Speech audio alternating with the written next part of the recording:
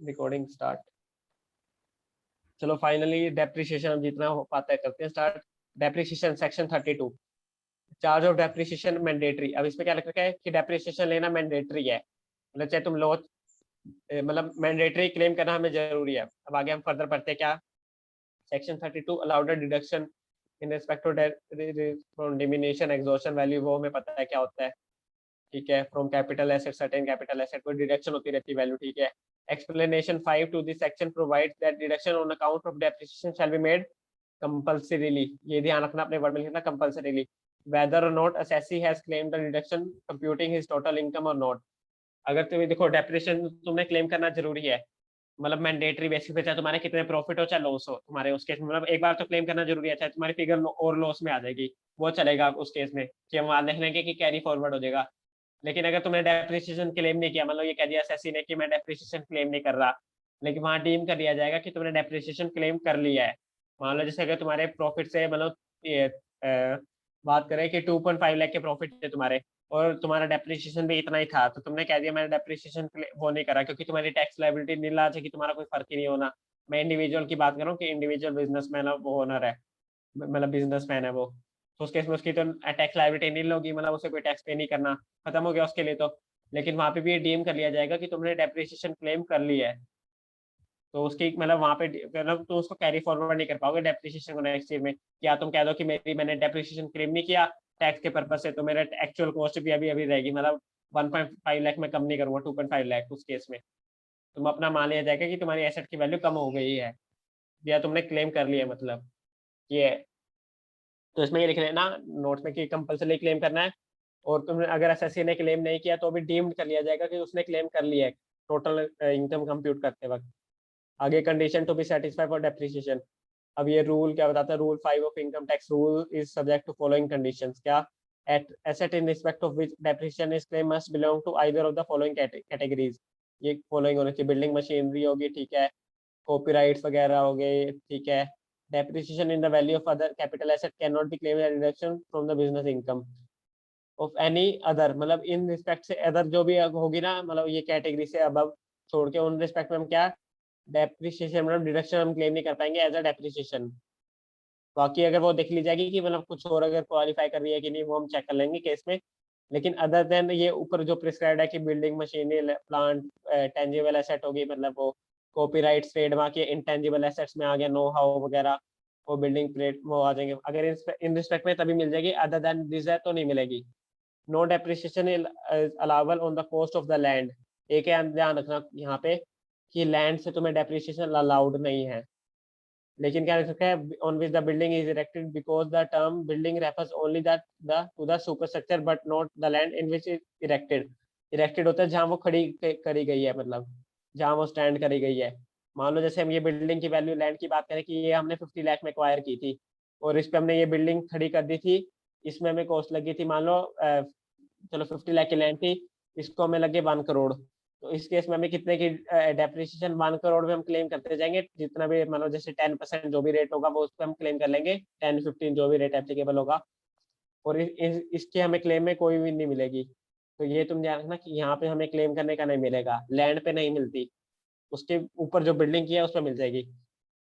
अब प्लांट को क्या बता रखा है, plant includes ship, books, vehicles, scientific apparatus, surgical equipment for the purpose of business, but does not include tea bushes, livestock, building और furniture और फिटिंग, फर्नीचर एंड फिटिंग्स।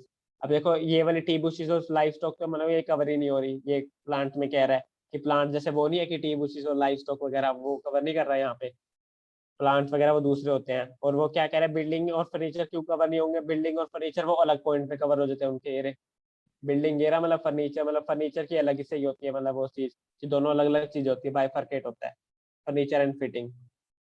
आगे plant की अब क्या बात करें, plant does not include animal body वही stock in trade, thus plant includes all goods and chattels fixed और मूवेबल, बिजनेसमैन की for employment in his business some degree of durability. मतलब वो गुड्स के अंदर मतलब वो प्लांट वो आती है जो मतलब उसके बिजनेस से रिलेटेड, मतलब एनिमल ह्यूमन बॉडी वो कवर नहीं होते प्लांट के केस में, कि वो प्लांट ह्यूमन बीइंग हम बात करें ह्यूमन बॉडी होगी वो कवर नहीं होते, जैसे हम पढ़ के आ रहे हैं अभी तक।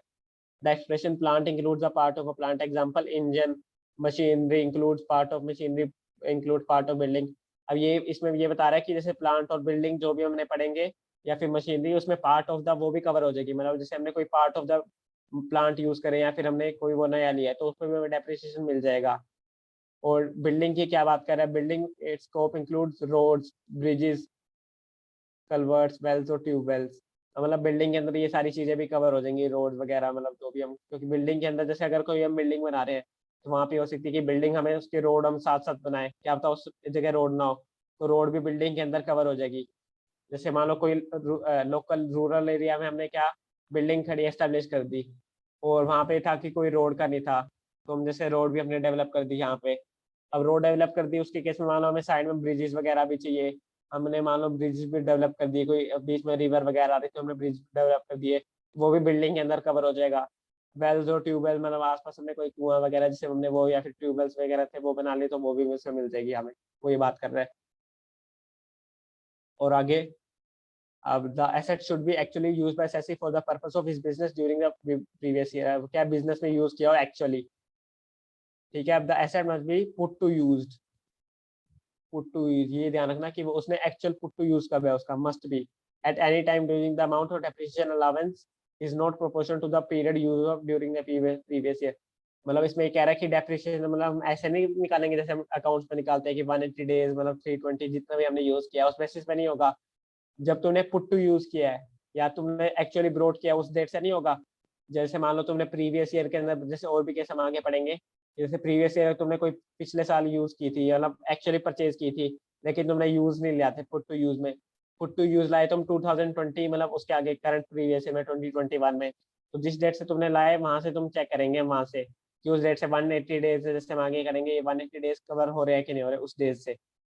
अब अगर लिख रखा है asset use for less than 180 days, it has been provided that where an asset is acquired by the assessee during the previous year and put to use for the purpose of business profession for a period of less than 180 days, 50 depreciation shall be allowed 50% of the depreciation। मतलब जितना भी depreciation बनता है actual में उसका हम 50% allow कर लेंगे अकॉर्डिंग टू द परसेंटेज, जो भी हम आगे पढ़ेंगे ब्लॉक।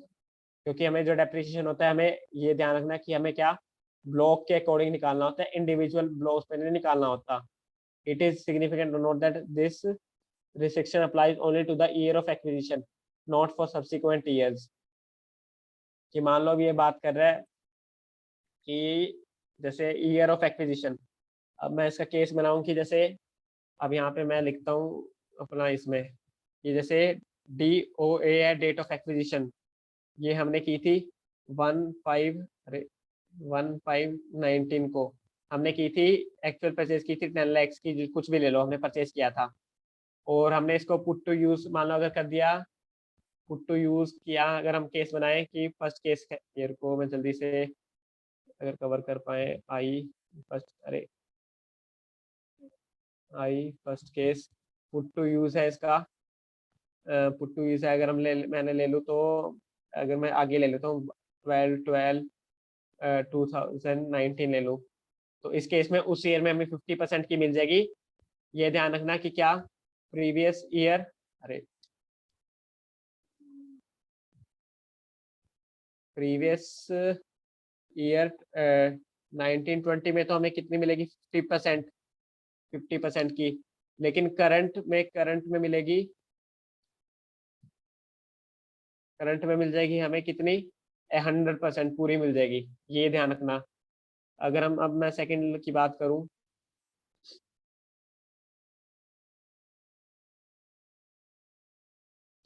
सेकंड की बात control V, put to use मैंने जैसे सेम डेट है और अभी पुट टू यूज है, चलो मैं डेट चेंज करनी पड़ेगी। जैसे अगर मैं बात करूं कि मान लो मैंने अब नेक्स्ट ईयर इसको यहाँ पे ये वो किया है, तो 50% की जो लिमिट हमें मिलेगी ना 50% की उसके 1920 में, वहां पे तो हमें कोई, अब इस केस में कितनी हो जाएगी 1920 में जीरो, मतलब कुछ भी नहीं मिलेगी, नील हो जाएगी। लेकिन करंट करंट ईयर में 100% हो जाएगी, क्योंकि यहाँ पे देखो मॉड्यूल में क्या लिख रखा है कि क्या लिख रखा है, on the date of only this 50% applies on the year of acquisition, जिस ईयर में हमने एक्वायर किया उसी अप्लाई होगा, नोट फॉर सब्सिक्वेंट। जैसे हमने ये वाला क्वेश्चन है कि हमने एक्वायर मतलब, अरे यहाँ पे 19 करना था, चलो ठीक है, हमने एक्वायर किया था 19 में 1/5/19 को, और चाहे हमने पुट टू यूज अगर 180 डेज से लेस भी किया है हमने नेक्स्ट ईयर में, मतलब सब्सिक्वेंट ईयर में, तो भी हमें 100% मिलेगा, 50% नहीं मिलेगा। ये वाला केस ध्यान रखना कि हमें नेक्स्ट ईयर में 50% मिलेगा। और मैं इसको कल भी एक बार वापस आके रिपीट कर दूंगा इसी एग्जाम्पल को यहाँ पे आके, कि हमें 50%, मतलब करंट ईयर में हमको 100% मिलेगा और उस ईयर में 0 मिलेगा क्योंकि हमने पुट टू यूज में नहीं लाए थे। तो ये ध्यान रखना है एक बार। और if asset are not exclusively for business